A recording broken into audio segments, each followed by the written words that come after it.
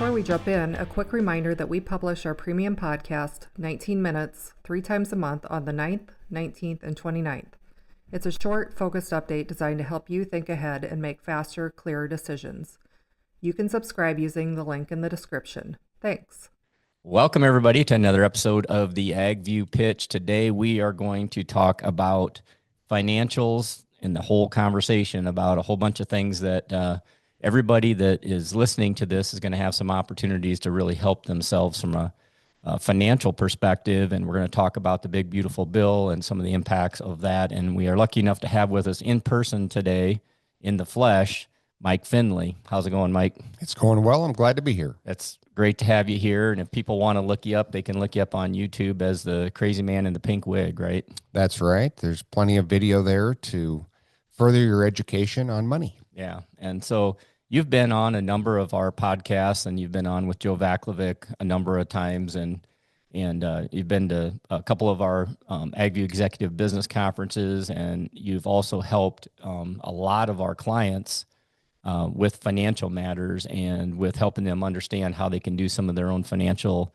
things on their own and understand fees and understand the challenges with like whole life insurance versus term life insurance and a lot of the fees and the things that are there. And we sincerely appreciate that. And we're going to touch on some of those things today as we sort of talk through some of the implications of the big, beautiful bill. And we toyed with the idea of not even bringing that up because we don't want to, this isn't a political thing at all. This is purely financial and the importance of understanding no matter who you are, where you are, you're going to be able to take advantage of some of these financial opportunities. And so we're going to dive into those now. And so I guess, Mike, what I'd like to do is just kind of have you start at the top with what are the things, start at the top, the things that are going to really be impactful for people financially in the next year to come and in 2025 for that matter. Yep. So maybe let's start at the beginning as far as the standard deduction. That has increased from to $750 more for the individual and $1,500 for the couple filing a joint return. So basically, more money is not taxed. So then you start proceeding from there. You look at what other things are not being taxed. Well, a certain amount of tips, $25,000 on tips, $12,500 on overtime will not be taxed. There is income thresholds on that. So $150,000 individual, $300,000 joint. You've got the SALT tax, which is basically high income, high tax areas where they can itemize based off of that. So that's kind of leaning more toward the coast on that. But you've got 65 years old. If you're 65, hey, you finally paid to get old because you get an extra $6,000 deduction. And if you're a couple, both over 65, that's $12,000. And everything I'm talking about today applies immediately. It applies to 2025 running through 2028. So it pays to know this information now so you can start basically modifying behaviors and changing some of the things you do to reduce your tax liability. You can also go into the Buy American $10,000 tax deduction if you buy an American vehicle this year. Yes, you can figure out what that means to buy American because you got parts, you got sold in America. So there's more details coming out on that, but you could deduct up to $10,000 of interest. That doesn't mean we just go buy brand new vehicles because of the deduction. It's kind of like going to Target and everything's on sale. You can't buy everything. So yes, so right. just because it's a deduction doesn't mean we go out there and get it. No. But tax credits, now that's a wonderful thing. So if you have children under age 17, their tax credit went up to $2,200 per child. And so that is wonderful because that's tax credits basically dollar for dollar savings in taxes. And there is income thresholds on that too. And you're talking a little bit bigger numbers, 200,000 individual and 400,000 for a couple. And then it kind of leads me into a couple topics that I'm very focused on, and that is the Trump account. And basically, if your child is born in 2025 through 2028, the federal government's going to give you $1,000, give it to you. Now, all this is going to generally start up next July. Is that per year or one time? It's a one-time uh, gift, basically, Mm-hmm. and it goes into a tax-deferred account. You can almost think of it like a Roth IRA. And that money goes in. It has to be invested in an index fund. So whether that somebody were to choose, because of the 1,000, it'd have to be maybe an ETF. Let's say at Vanguard, you could go VTI. So Victor Tango India is the total stock ETF, or small cap value, VBR, Victor Bravo Romeo. Both funds can serve you well for long periods of time. And if a person were to put $5,000 per year into that account total, because that's the most that can go into it, and if you're averaging 10% a year, which by the way, the market, total markets averaged over 10 and a half, small cap values averaged about 13 and a half, 5,000 a year, 10% return, 18 years old, they would have over $250,000. Think about that. $250,000 heading out into the world in a tax deferred account and learning how to grow that account over time. We really want to get those young people started as early as possible. Mm-hmm. So if they're born in this year, just to kind of pause on that concept for a minute, you know, at 18, if the kid decides to go to college, you know, theoretically, you wouldn't have to dive very much into the principal, if at all, depending on, depending on what that is generating on an annual basis. I mean, it's way better than funding college, right? Oh, it's yes. And so I actually I tap into this idea in my book, The Path to Prosperity. So Rose in that book, she went to college, and when she got out, she paid for college, and her portfolio was bigger than when she entered college. Think about that. So you get this money compounding. It's amazing what it can do. It can fund some of the things that are important to you. And when you're done funding it, you end up with more money than when you started. What do you say to the kids or the young people with beginning families, with kids born this year or younger kids, say under 3 or whatever, and there's no bad time to start? I get that. But what do you say to those couples that say we hardly got enough for ourselves, let alone what we're going to do for the kids? How do you respond to that? Well, you prioritize what's important to you. We have a tendency to think, maybe I can't afford it. Well, yes, almost everybody can afford it. The question is, what will they give up to afford it? So I would make the case prioritizing the children's future is one of the most important things a parent can do. And we know this, right? Kids don't need a lot of stuff. They don't need more and more presents. They don't need 12 presents, 15 presents at Christmas. They need a future. They need hope for a better day. And these Trump accounts will help them do that. It's not just about funding the account. It's also about teaching that child how to manage that money, how to grow that money over time. And the good news, it has to be an index fund or an ETF that tracks a market. Ultimately, you're trying to set that child up for success. And these accounts can do that, as can the Dell account. So that's a brand new thing. Michael Dell and his wife have given away $6.25 billion, and they're going to gift 25 million people in zip codes with a median income no more than 150,000. They're going to get that money, put that into an account, and grow that over time as well. Mm-hmm. That's pretty cool. How do they kind of monitor that or watch that? Where's the best place to be kind of following that and figuring out if it's applicable to them?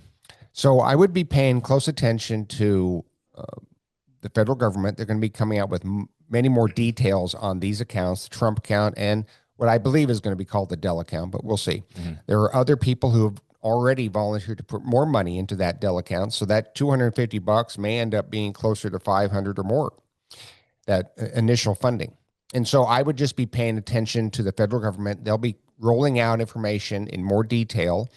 The accounts are generally ready to be set up by July of next year is what we've been told. So that's July of 2026. And then you would basically fill out some paperwork around May to get that funding from the federal government. Mm-hmm. Interesting. I want to step back to the helpers again for a minute, kind of expand on the question I just asked. But, theoretically your CPA should be well aware of the opportunities and ways to do things, that help from a tax perspective. What about the other helpers? Talk about what people need to be thinking about and being careful of in the process of working through some of these opportunities with their kids and with their own personal investments. Well, the beauty of this account, it has to go into an index fund and you manage it yourself. And it's not very hard. You can put it in, like I said, total stock index or a small cap value index.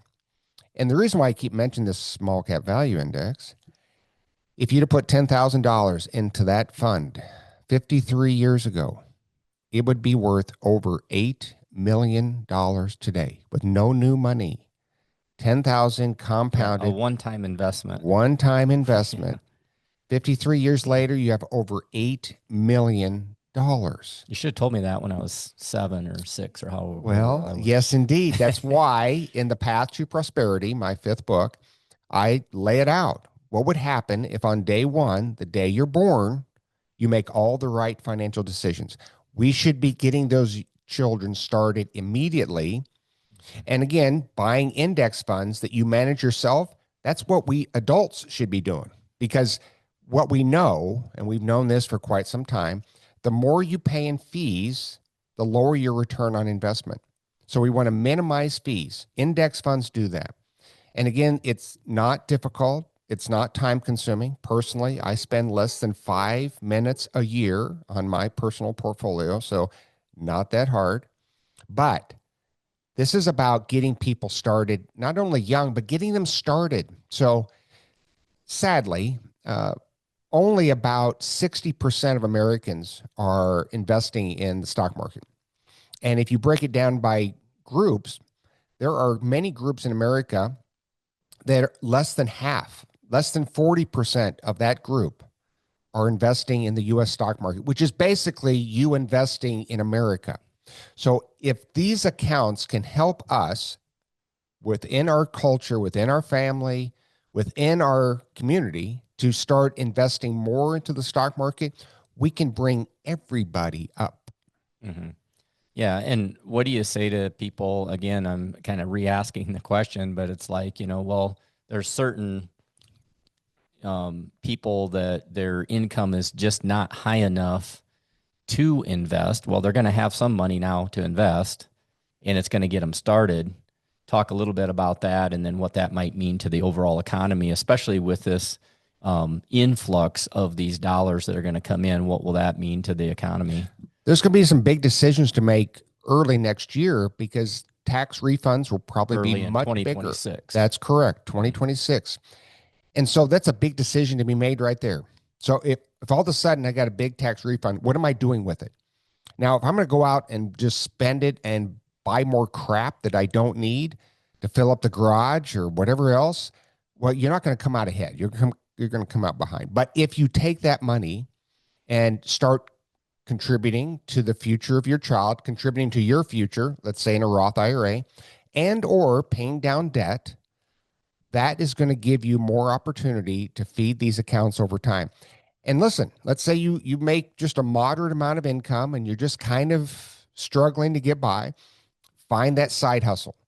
Go find other ways to make money. And then find ways to cut some of that spending. Figure out, okay, do I really need that? Because again, it's prioritizing what is most important to me, and then I'm going to work down that list to what is not that important to me. Mm-hmm. Yeah, and I think that's a tough thing. One of our, a lot of our listeners know with Profit Manager, we have a line item called return to management. In that category, we have all the catch-all of everything, right? So it's owner draws, it's employee expenses, it's healthcare, it's all of those overhead expenses that the farm ultimately pays, or the business, regardless of what business you're in, the business is ultimately paying that either through your wages or because of tax reasons, maybe the business is expensing some of those things, but it's still an expense. Talk a little bit more about the discipline of that, because I think those are some things that, you've written in a few of your books in terms of just, making that decision, because we're a consumer nation. We are really good at spending money. You look at the credit card amounts and where all that's at, and we're going to see, theoretically, it's a good and a bad thing too, right? Because you're talking as we go into 2026, that March through May timeframe, a bunch of that money is going to get influxed back into the economy, which should be strong for the stock market. So you can either be in the stock market or you can be one of the spenders, right? Well, that's right. And it's basically you become an owner of assets, right? Better to own thousands of companies where you're part owner than to just be a consumer. If you're simply a consumer, you will never get ahead. Never. Inflation will eat up your money because you're buying depreciating assets that basically lose value every year, every decade, rather than owning, yes, farm, okay, but diversify beyond the farm. That's something I'm always working on, pushing, nudging farmers. With our which group. is, again, invest in thousands of companies, not just one or two. So, for example, a diversified portfolio of stock index funds at Vanguard or Fidelity, you could end up owning about 20,000 companies. And through that process, when some of them do well, and they will, you will benefit. If some of them go bankrupt, which they will, they'll fall out. They'll be replaced with new companies doing new and amazing things. We want to be part of the American dream, and that means we need to own assets that appreciate over time. I want to jump into two other things, and the point of this whole thing was to talk about the opportunities that lie ahead for all of us to invest, and to create some additional wealth because of this new bill. But I also, just in the interest of the value of this discussion, bring up a couple of things. One of the things that, a lot of times people will ask is, they'll be like, well, the stock market has just been super strong lately. When is it due for a correction? And why is that? I want you to talk about why you look at the stock market as a long-term thing as opposed to, these ups and downs. And usually on the downside, those tend to be opportunities, but, talk through that a little bit. Sure. So if I was sitting here talking to Sloan, which is Chris's son, Sloan would say, good, let the market go down, because he understands that he's buying shares into the market. And if the stock market goes down, those shares become cheaper. And so you're going to be able to buy more shares that are going to make more money over time. So if you're in the contribution phase, it shouldn't bother you at all. The markets go down, and they will go down periodically, maybe 5, 10, 15, 20%. That's a buying opportunity. In other words, you keep buying. You keep buying into markets, owning assets that will appreciate over time. What I would tell you is I have no idea what the market's going to do over the next week, month, year. No idea. But I have a very good idea what it's going to start doing over 10, 20, 30 period of years. Because we know, if you study history of markets, you know how this plays out. It's the person who is the long-term investor that gets ahead.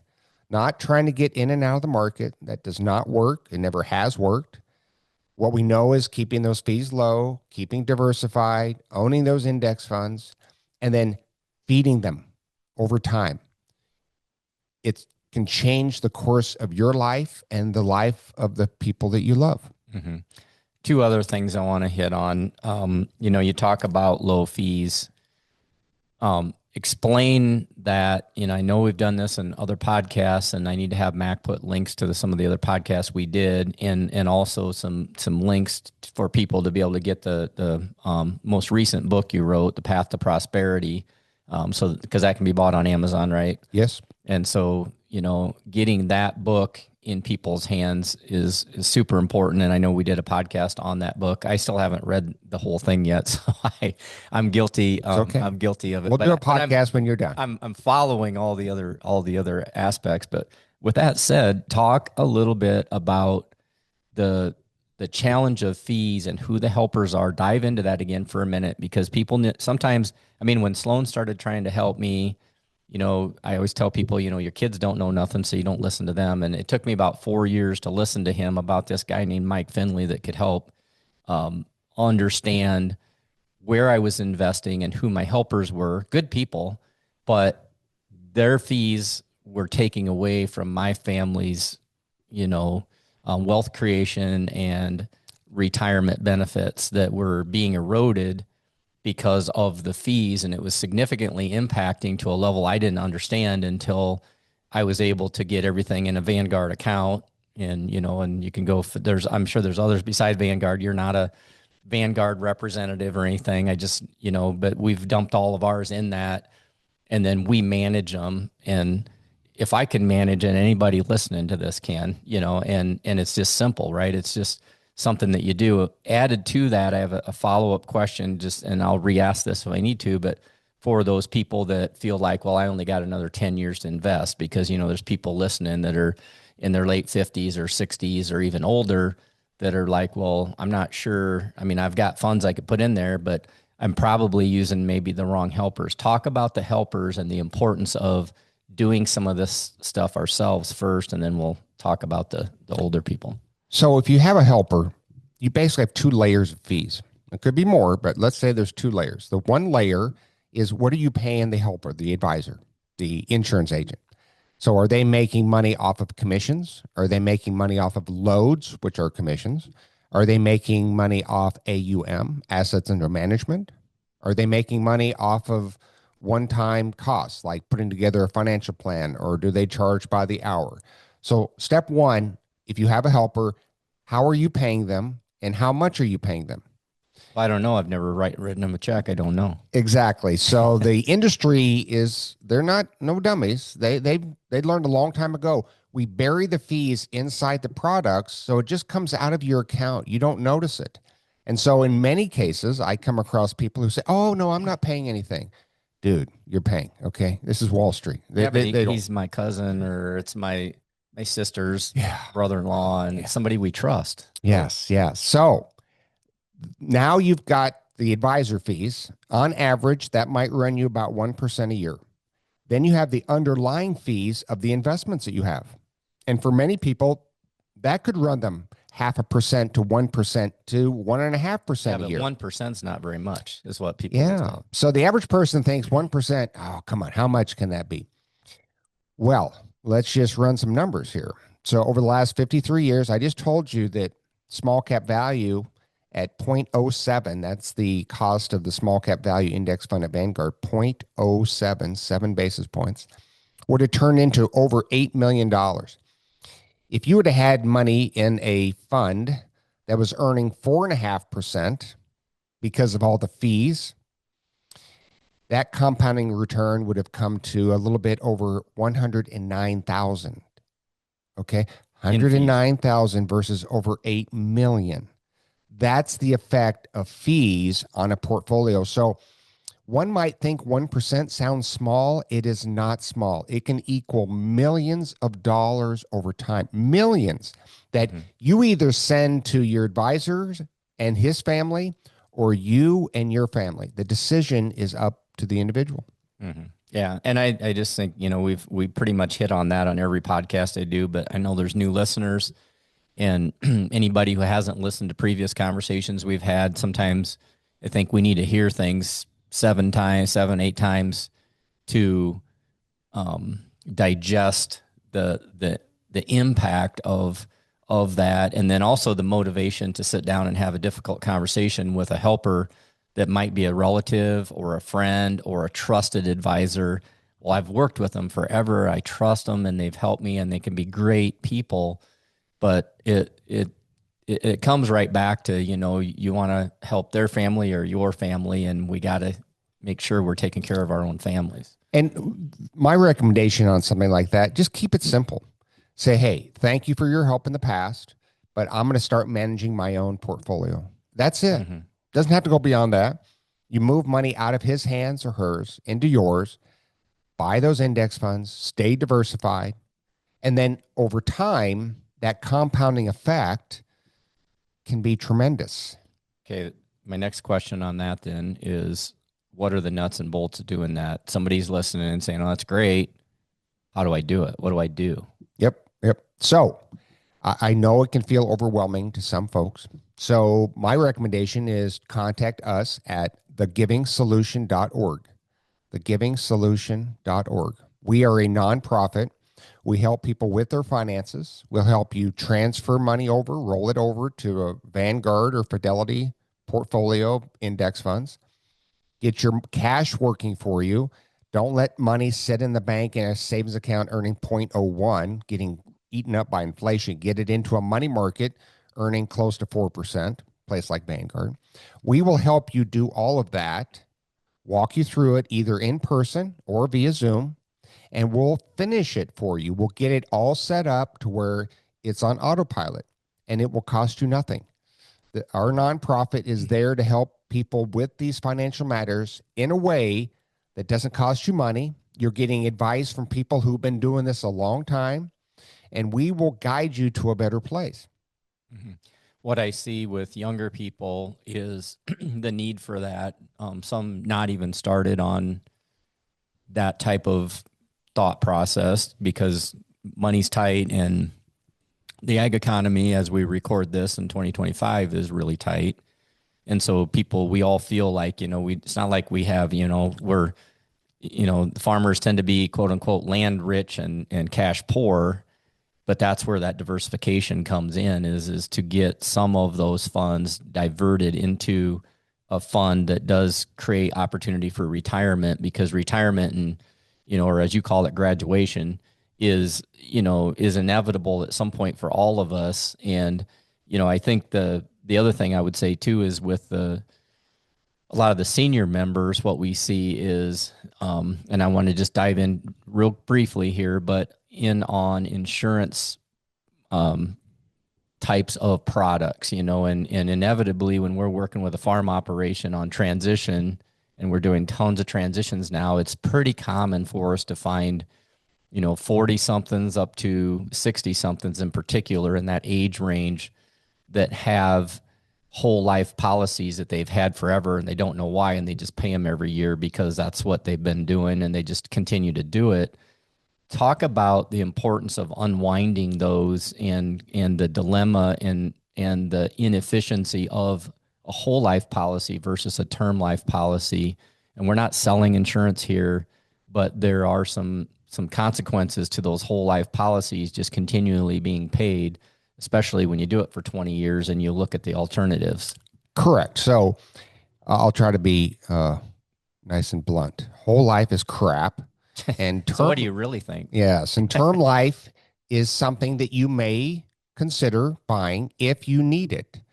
There may be times in your life you don't need life insurance. So don't hang out with life insurance agents because they're more apt to sell Unless they you. just want to go to football games or something. Well, yeah. You don't have to buy from them. Yeah. So, but that whole life premium is going to be about 10 times the cost of a term policy.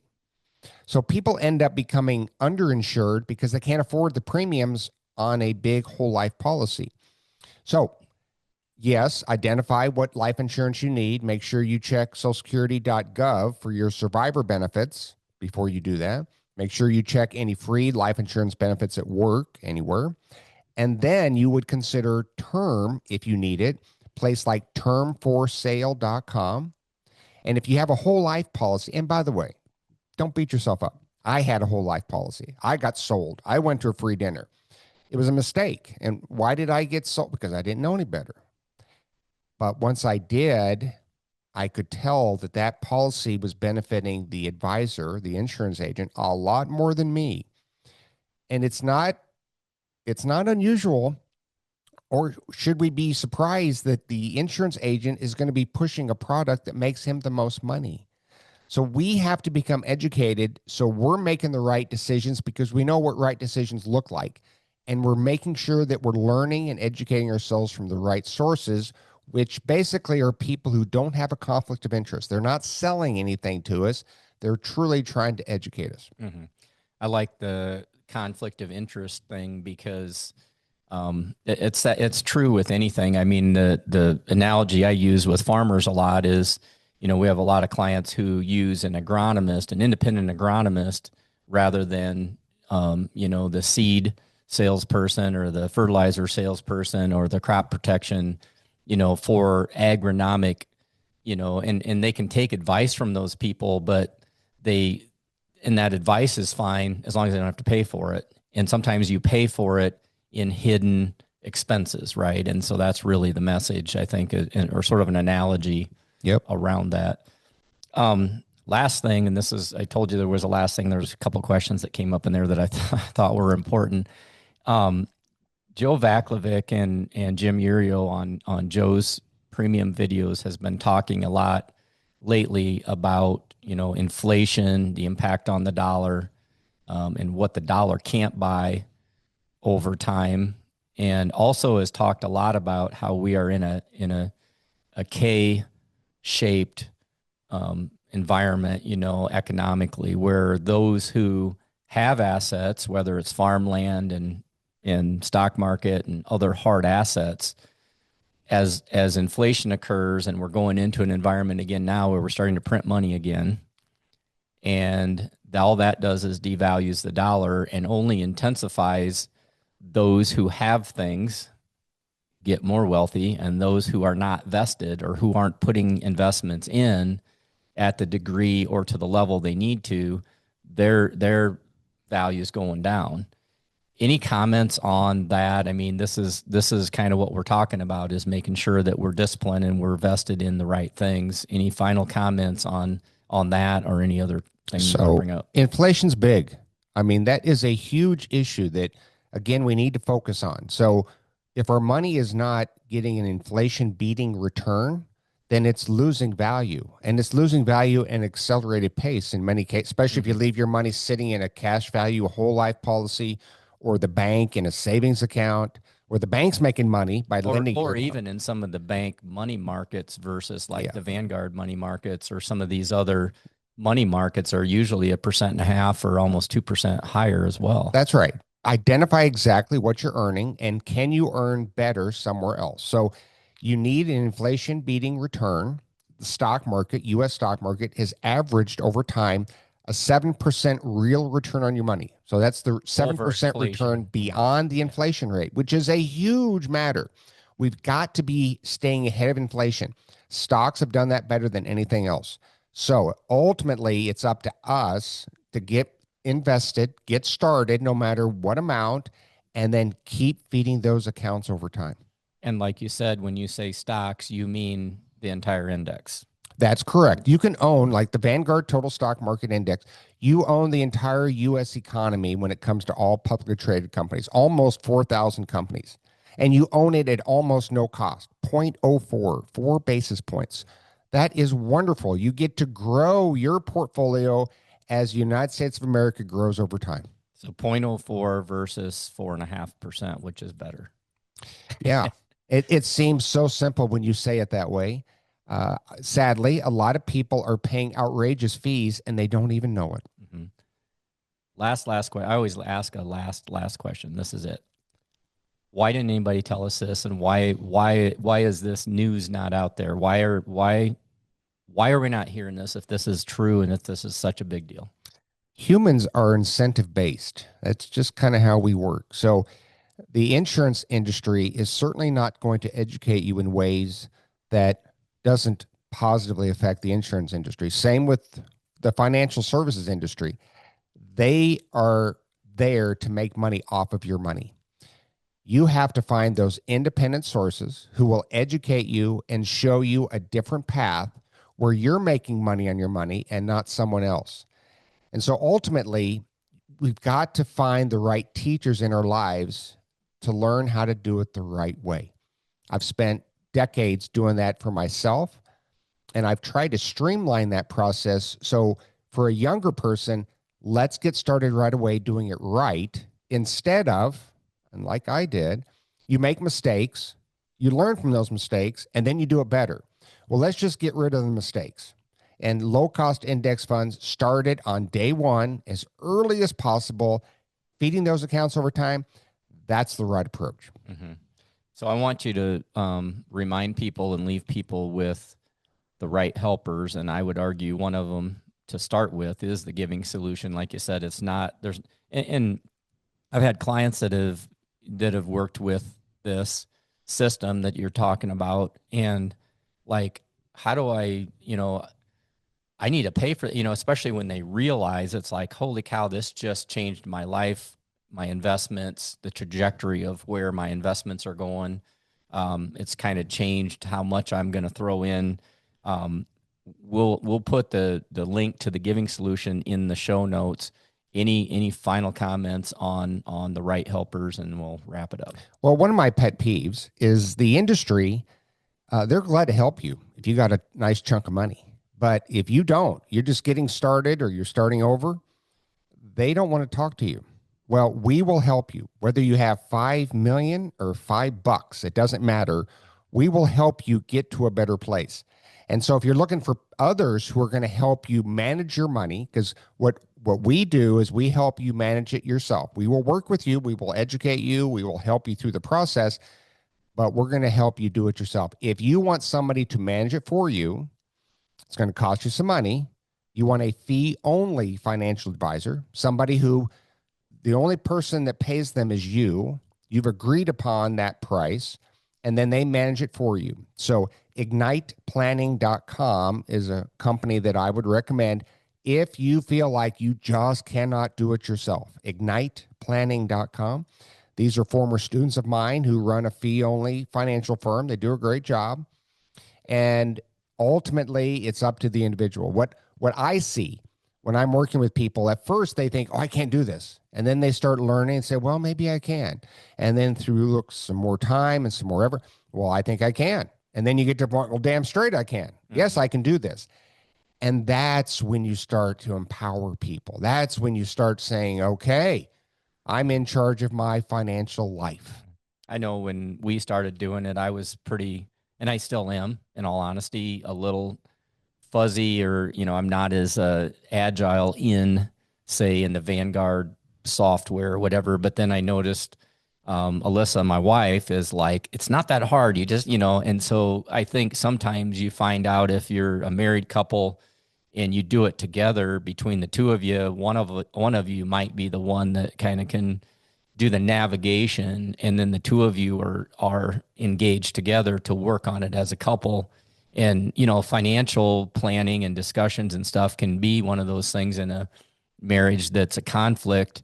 And I think we've learned that it brings us together because we see the same thing. We're on the same page. And I think there's some opportunities there as well. You bet. I totally agree. Yeah. So, all right. Well, hey, this has been, as usual, a great conversation. I think we'll put the giving solutions, I'll put that in the show notes. We'll also put the Ignite. And you can also go to thecrazymandinthepinkwig.com for further education on the world of money.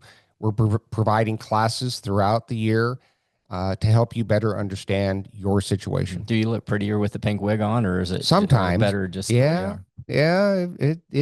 What does the pink wig mean? It represents this idea that you're going down a path that others are not. And when you do that, you stick out. And when that happens, people tend to think you're weird, strange, crazy. Well, my message is that's okay with me, because it's the path that I have selected, and I'm confident in that path. And so if you want to call me weird or strange or crazy, okay, that's okay. I'm on the right path, which is my path. I know Sloan's received a lot of that, kind of giving him shit, like, are you going to do anything fun, or are you just going to be a hermit or whatever? And I think he's laughing all the way to the bank. Well, that's right. And he's going to reach financial freedom somewhere in his 30s. Right.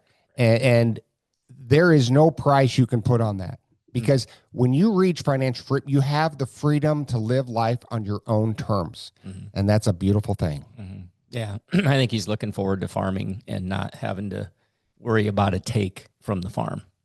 Kind of a cool idea. So thank you very much. Appreciate it. Yes, sir. So, all right. And thanks everybody for listening. Again, check these links out that are in the show notes. We really appreciate you. You're going into 2026 as we record this. We hope you guys have a profitable and outstanding new 2026. Be safe out there, and we'll catch you again next time on the AgView Pitch. See ya.